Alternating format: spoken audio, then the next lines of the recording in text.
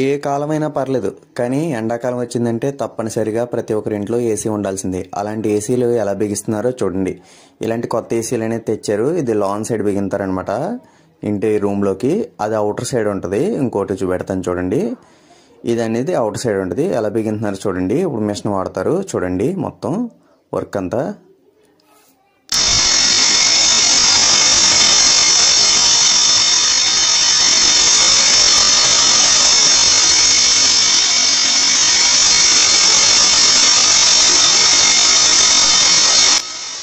ఇలా మిషన్తో అనేది హోల్ చేయాలి. ఫస్ట్ హోల్ చేసాక తర్వాత కన్నంలోంచి ఇవన్నీ అవుటర్ సైడ్కి 2 పైపులు లాంటి వెళ్తున్నాయి.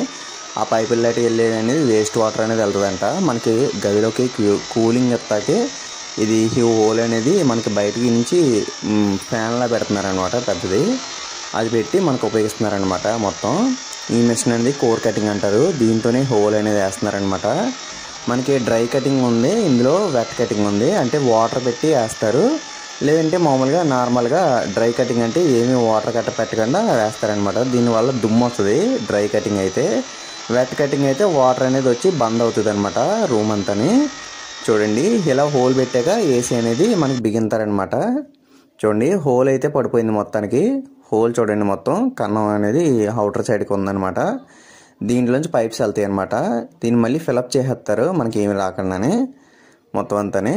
చూసారా, ఇదండి ఏసీ. ఇవి అవుటర్ సైడ్కి వెళ్తాయి అనమాట.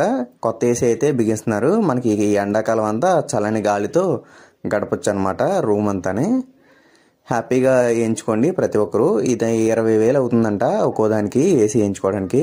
కొత్త ఏసీలు అయితే తెచ్చారు, ప్రతి రూమ్కి వేస్తున్నారనమాట. ఇక్కడ మొత్తం సెట్ పరంగా తీసుకున్నారనమాట. 20,000 అవుతుంది.